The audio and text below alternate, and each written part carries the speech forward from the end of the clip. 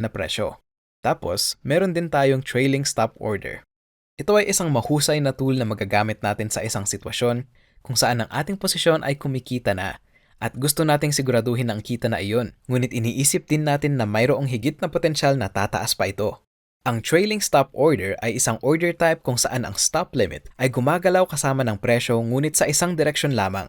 Kaya halimbawa, sabihin natin tayo ay kasalukuyang nasa isang long position para sa Bitcoin. Ang presyo ng Bitcoin ay kasalukuyang nasa $25,000 at tayo ay may $1,000 na na-profit dahil nag-enter tayo ng presyong $24,000.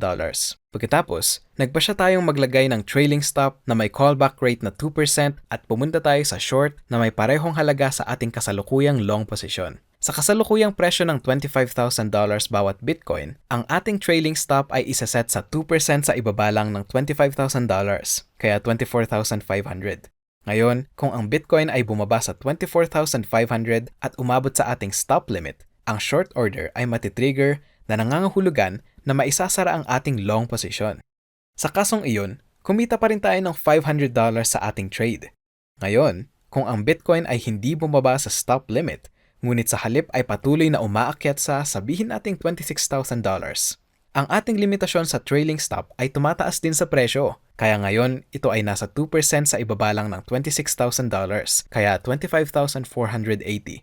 Kung patuloy na tumaas ang presyo sa $27,000, lilipat din ang trailing stop sa $26,460 na 2% na bawas ng $27,000.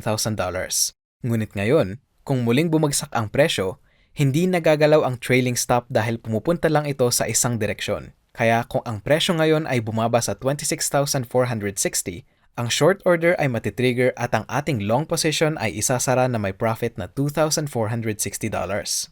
Kaya tulad ng nakikita mo, ang trailing stop ay isang mahusay na tool upang ilak ang ating mga kita at limitahan ang ating mga pagkalugi.